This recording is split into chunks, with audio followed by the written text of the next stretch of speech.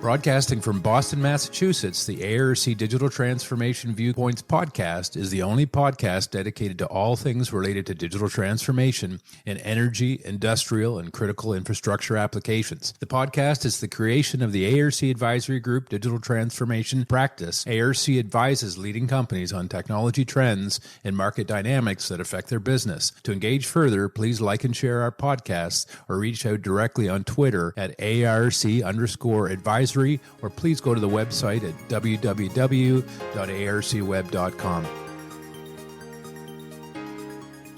Hello, and welcome to another episode of the ARC Advisory Group Digital Transformation Podcast. I'm Colin Masson, Director of Research for Industrial AI. If you follow my research, you know we talk a lot about the growing intelligence divide. And according to our brand new Industrial AI Pacesetters report for 2026, only the top 13% of industrial organizations are truly leading the pack today. And I think we were generous at making the cut at 13%.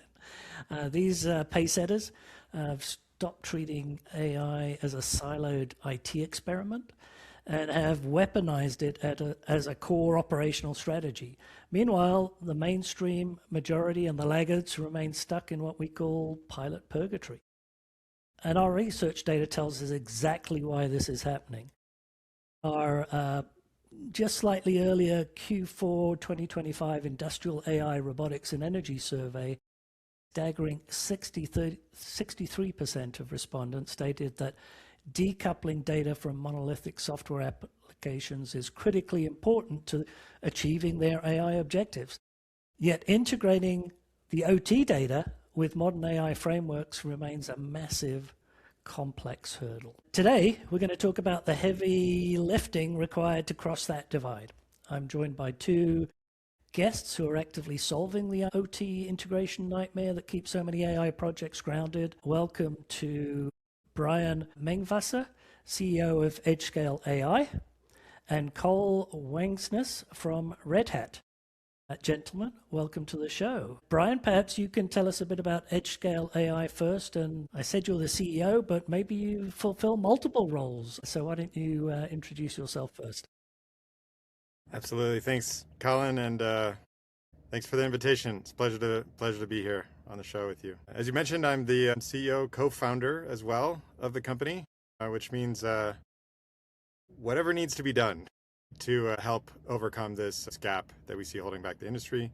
We're a physical AI company, which has set ourselves a mission to bring AI to operators everywhere in industry so that we can benefit from the massive productivity gains that we're seeing in AI in practical real world environments.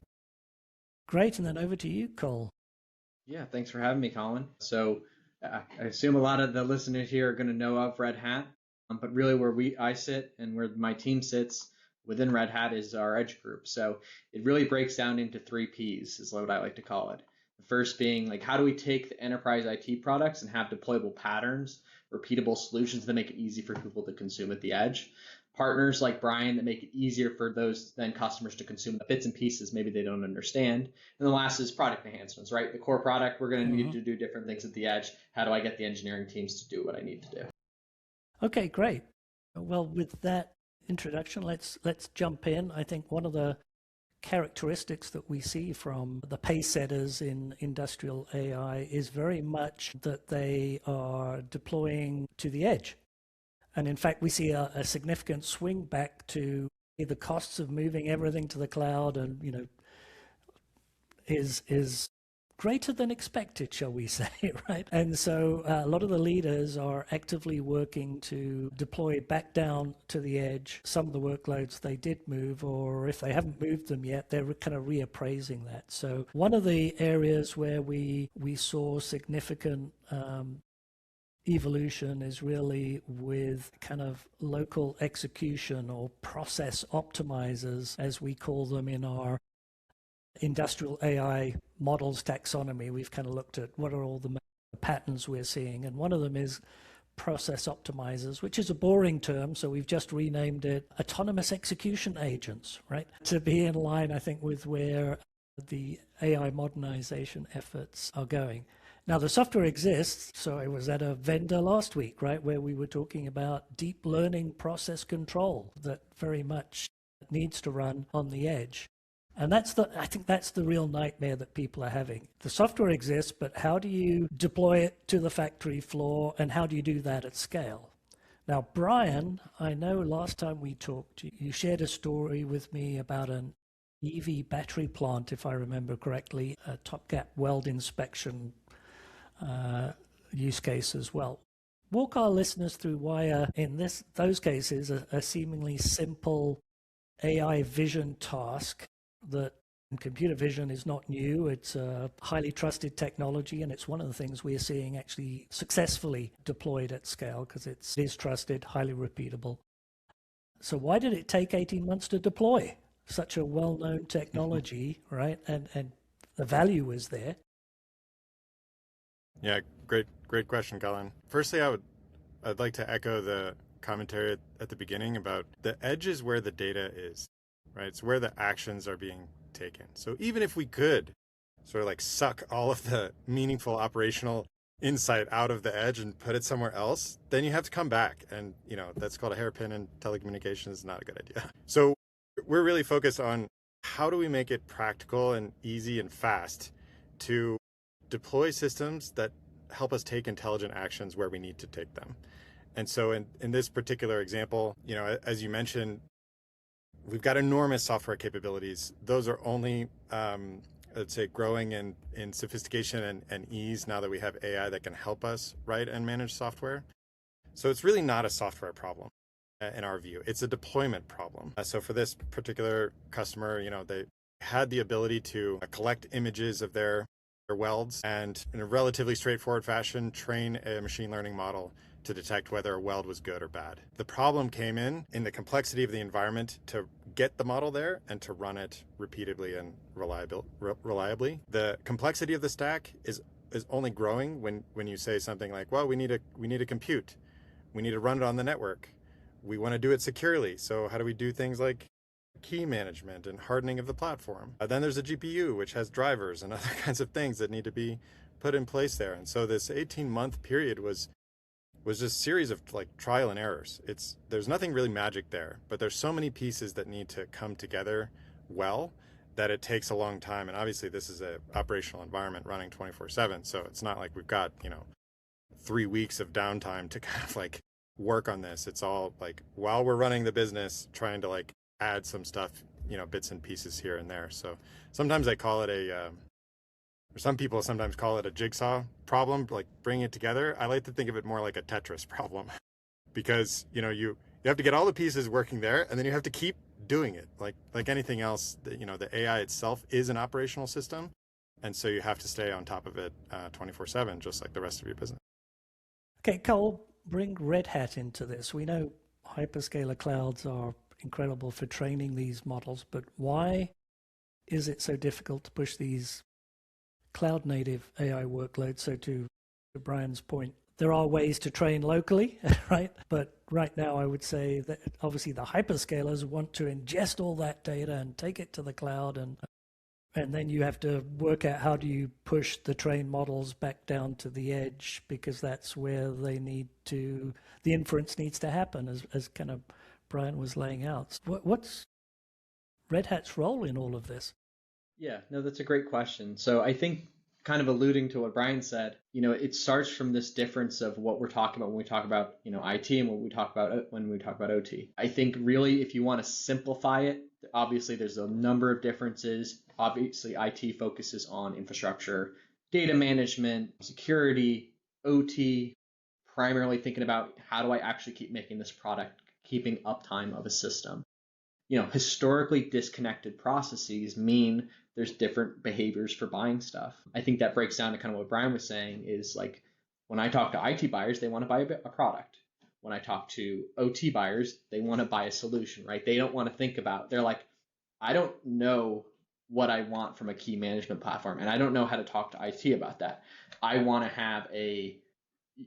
the vendor, in this case, Red Hat and Edgescale, to have an opinion on all these. And I think historically part of this as we see the emergence of more physical AI between the disconnect between physical and cloud is a bit of this idea of like dysfunctional development processes. So, a team, what I see a lot of CTOs doing is they're going to spin up a digital transformation team, sitting that somewhere in IT with some level of connection to OT. But the reality is, and I sold AI hardware going back many years now, in previous roles, was this idea of, okay, well, we're going to build everything centrally, and then we've really not thought about optimizing or what this actually looks like at the edge. And what ends up happening is you try to force that centralized cloud infrastructure to a plant. What you end up seeing is not only issues with like latency, data security, all those, typical things you might see when you try to cram a lot of stuff at edge, where you need maybe a mix between cloud and edge. But the reality is, like, sometimes it's just a matter of space. I've been to steel plants where the idea of the IT or the data center room, whatever you want to call it, the local zone, there was like a in-window AC cooler, and they had a big like industrial shop fan on the floor pointed at the racks. And that was the secure server room that had like some guy in IT had a key. So it's almost like there's a more of an organizational or institutional disconnect where I think we've seen a lot of progress in the last couple of years, but the reality is you kind of have to do both. You have to satisfy OT, you have to build with the idea of uptime and that, we're not going to spend $1 million on bandwidth, sending this up to the cloud when it comes to a lot of the data operationally. We're not going to rip out the process control systems, but we need to adapt some of the cloud native IT practices, but in such a way, and that goes kind of back to during my intro, it goes back in a way that we need to tailor them for these experiences. People who are used to saying, if I need to stamp sheet metal, I go buy a stamp sheet metal machine. I don't go buy all the parts and build it myself. So I think it's adopting this kind of ethos when you think about how do I make my IT stakeholders, how do I make my OT, and then these digital transformation people in the middle, how do I make them all happy in a synergistic fashion? Yeah, look, I think we have made progress in IT, OT, if not convergence, collaboration, right? I think we've seen some modernization of at least some of the ideas that IT have been using for some time, like containerization, have now become kind of standard approaches, practices that are used both on the cloud and the edge. So I think that as you were talking through it, and I don't disagree with anything you said, Cale, but I do think that's part of Red Hat's proposition here, right? Is that you can take a lot of that cloud native advancements and some of the things that are accepted as new best practices in the OT domain, and you can enable them to be taken to the edge, right? Am I oversimplifying it? No, I think you're totally right? It goes back to saying, let's help people understand where there may be, there's an understanding of it, but there's not always there's this skill gap in training. So I think it really, the industry is so diverse. Like I still help people with stuff around digital transformation, about Industry 4.0, that's going to keep doing. We're going to keep having to deal with brownfields that have, physical check boxes on paper. That's going to be a thing for a while, I think, for those organizations that are ready to adopt something new. It's just about saying, here's a tool, and maybe it kind of sounds a little bit scary, but let's make it a bit easier for you to use. Yeah. And I would add on the AI front, the pace is accelerating at an unbelievable rate. We used to think about software, like modern cloud-based software, doing regular releases. You have like a major release every quarter. And then we got into DevOps and DORA metrics, people kind of competing like how many times per day can I release new software? But we're looking at AI now, with entirely new models and the like capabilities and the behavior of AI changing like every time you use it. And so now it's like you cannot keep up anymore until you find a way to harness that in a way that fits into your operations. All right, I think this is a good segue to, Brian, what Edgescale has created, something called the Cube, right? You've described it, to me at least, as looking like a cloud on the inside, but an appliance on the outside. What exactly is the Cube? Yeah, I love that kind of the visual, right? It's like we're talking about operational environments, so it needs to work, right? So we're putting something there. It is cubicle in shape, but fundamentally it's about an appliance you can plug in. We reduce all of the complexity to a cable, and it works. But in order to keep up with the pace of change and the enormous capabilities of modern software and AI, we brought all of the best things that we could find from the cloud environment and put it on the inside. So not something that an operator ever needs to think about, right? It's just you're getting the best of what's coming, from AI and software that you can possibly get, and it works, and we stand behind that. But from an IT perspective, now we have something that we can work with, right? We can get like vulnerability scanning out of this thing and plug it into our SIEM. We can do some of the things from an IT perspective that they really like to do. So we think of this as a physical AI appliance, something that, like I said, we've shrink wrapped what we needed to into something that's easy to deploy. I think, at the outset, you talked about the real challenge here being like, okay, we can put something there, but how do we integrate it all together and do that in a way that, doesn't actually add more things to keep track of? And this is, I think, where we're really novel and stand out compared to anything we've seen before. That when we bring all those pieces together, that means that we've got AI that can be at the shop floor level. And something that AI is really good at is integrating to other systems. So we use AI ourselves as part of our solution to do integration, to write potentially hundreds of data pipelines and manage the data and organize that and so forth in such a way that it can serve a use case, which oftentimes is AI related, doesn't have to be, but we're essentially using AI to be able to use AI. The trajectory we need to be on, honestly, when we look at the volume of work that needs to be done and how we've been able to compress something like 12 to 18 month timeline to something that can be online in weeks, it's because we are harnessing, for the benefit of our partners and customers, AI to address that problem.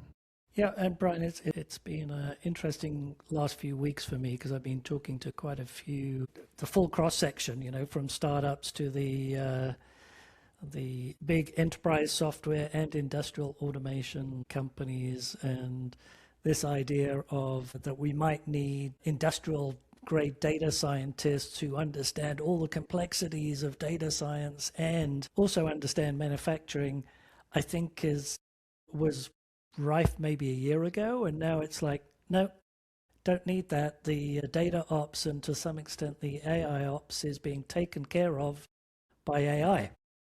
Mm-hmm. And so it's becoming simpler and simpler to do that. And we're seeing lots of companies now start to talk about agents that are doing a lot of the integration steps. So I fully can envision how you're doing this, but you're also taking away a lot of the complexity of, you don't have to understand whether you need GPUs or NPUs or the memory or the networking and all of that. You're taking care of with the cube, right?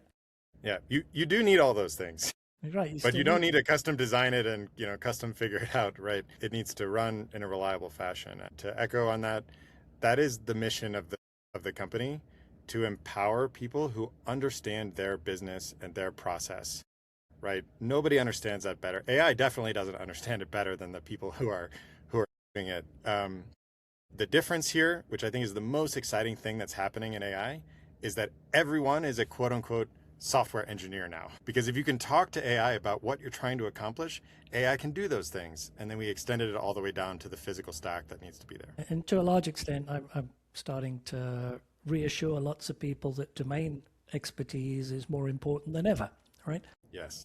Understanding the outcome and what you're trying to achieve. Now, Cole, the engine inside the Cube is Red Hat. Walk us through why an appliance like the Cube needs a platform like OpenShift and Red Hat Enterprise Linux running under the hood to be viable for an enterprise IT department to accept it.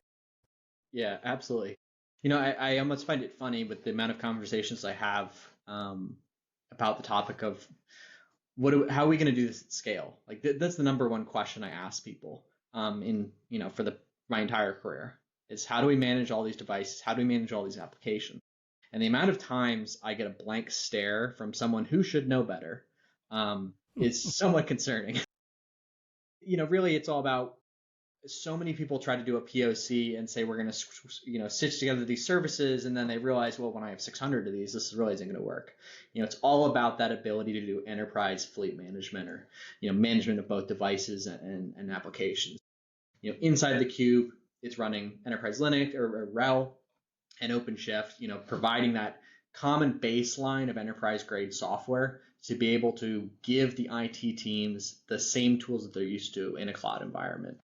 Whether it's public cloud or private cloud, allowing them to do declarative automation via GitOps, handling model drift, handling application failover, everything that you'd expect of applications running in the cloud, giving you that consistency when it comes to the edge, and of course, giving you security and governance, but also making sure OT has that same level of security, that you're not mucking with their process control systems and exposing vulnerable networks to the wider network. So it's all about making it, as kind of Brian was alluding to, making it drop in ready, making that ROI quick, and making that ongoing maintenance a breeze.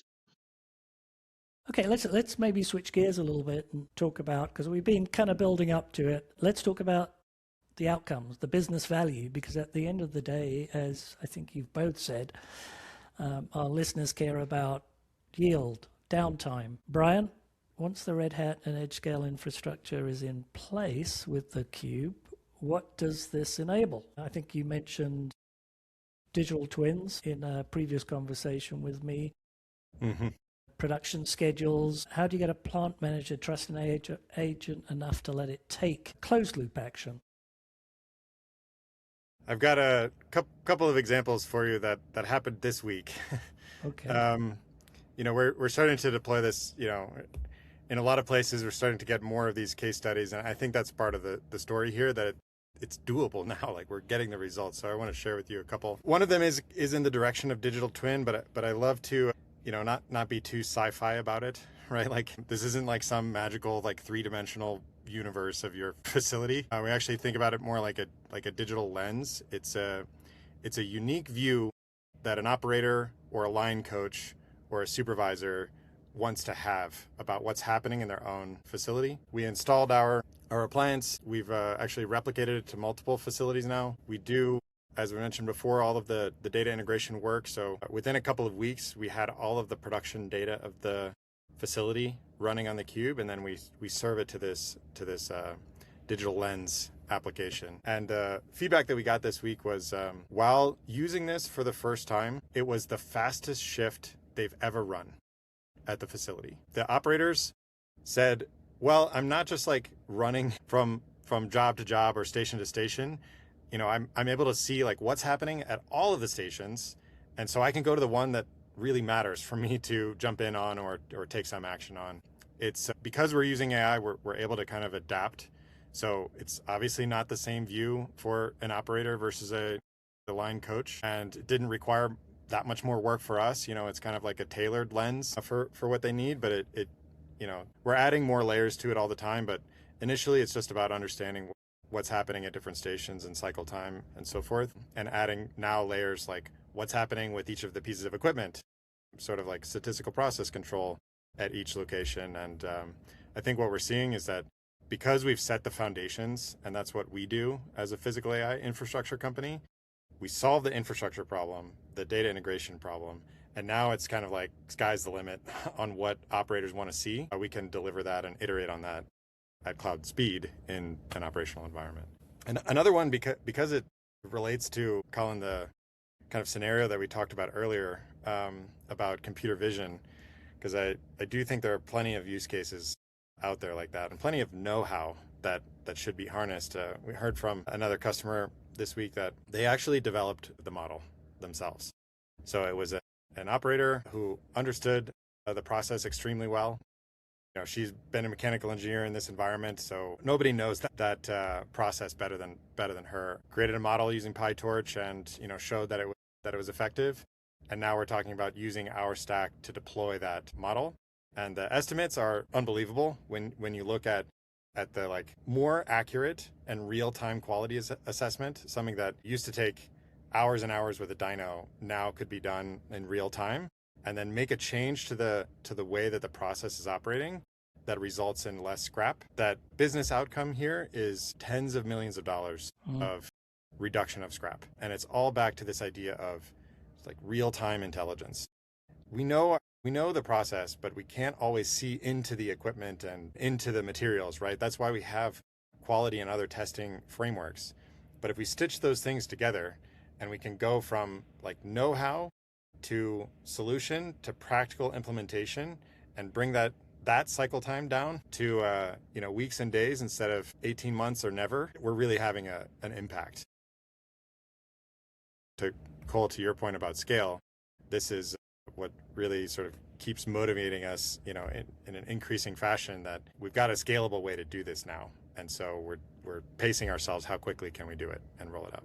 Yeah, it's not difficult to gain that support and trust if you can move from a 18-month project down to weeks, and you can show the ROI to the people that actually operate the plant in that kind of time frame. Then, I mean, you can build that trust really quickly, right? And I think that's the definition of crossing the digital, or of course now the intelligence divide. You're moving operators from kind of being in the loop, maybe getting some advice from co-pilots, to on the loop, where you're actually orchestrating physical intelligence rather than just reacting to dashboards, right? So I think it's a fundamental shift that you're describing here, Brian and Cole. I would add, Colin, if I can, to that, just that this is about like harnessing the knowledge and delivering that knowledge into having operational impact, right? It's about like not having to adjust the knob or select the right recipe or something like that, at a low level. It's more about how do I improve that? And that's what we see is really exciting, because it actually makes our customers and operators and their IP more valuable. Like we were talking about the domain knowledge, that's the real thing that we need, and then it becomes directly linked to the operational outcome. Look, I think this is probably we could probably talk for another hour or two, but I think in the interest of time, let's stop there. But I need a closing thought, a takeaway from each of you on, if you had one thing to say to people that are maybe listening to this and saying, why should I talk to Edgescale and Red Hat about the Cube? Frame that out for me. I don't know who wants to go first, but I'll give you both an opportunity to kind of close with some meaty thought for those listening to the podcast. I think what Brian said there in the last bit really sums up what this is about, right? We spent 20 years digitizing systems, making, analog processes capable of being read via a computer, via a laptop, via an HMI. But the reality is these so-called intelligent systems still rely on people to make the decisions. Can we democratize these systems? Can we make them more intelligent? It's just another evolution. The challenge is a lot of people get trapped in this game of we need to build everything in-house and we need to do this and that, and there's all these different teams. Let's just do it and do it simple. And that's the idea here is you drop a cube in your facility, Brian and his team help you set everything up, and you're off to the races getting value immediately instead of spending, as we said at the beginning, 18 months. Yeah, and I would add, I've been a buyer of systems as well, and I've directed internal teams on things, and I can tell you from that perspective, what really deprioritizes something, even if it seems valuable, is the uncertainty. We don't actually know. Is it going to take 12 months or 18 months or 24 months? Or because there's so many things that we need to figure out before we can actually get to the value. We're still kind of like stuck on the plumbing, and we're not really sure like how we can get there. We're just trying to flip that entirely around, Cole, to your point, and say, let's solve the plumbing problem for you. Things that have to be there, but you don't really want to have to deal with them directly, so that there's something that's actionable instead of uncertain, fast to try, and then to iterate and get to something that's of unique value for your business. And that's, I think, where we're going to have success and be able to keep pace with the way that AI is evolving. Great. As a final thought on my side, I kind of want to look back at our Q4 2025 Industrial AI Robotics and Energy Survey, where we found that almost 50% of executives in the energy and chemical sectors, and we did look at discrete verticals as well, but this one I can remember off the top of my head, that 50% of executives in the process industries, if you like, identified AI as the single biggest enabler of autonomous acceleration. But then they go on to cite the cost and complexity of OT data integration as their primary challenge and risk. So I think you've both presented a pretty compelling argument about how you can help them address that. To our listeners, if you're struggling with that exact integration nightmare and feeling stuck in pilot purgatory, what you've heard today is an architectural blueprint to break out of it. It requires bringing enterprise-grade software to the physical edge and doing it in a way that respects the physics and safety of the factory floor. Brian, Cole, thank you both for joining me today and sharing how Edgescale AI and Red Hat are tackling this together. Likewise. Thanks very much, Cole. Thanks very much, Colin. Appreciate it. Yes, thank you, Colin. Great. For those looking to dive deeper into the frameworks we discussed today, including our industrial AI models taxonomy, our Pacesetter report, and the survey I've been sharing a lot of nuggets from, head over to arcweb.com or follow me on LinkedIn. Thanks for tuning in, and we'll see you on the next episode.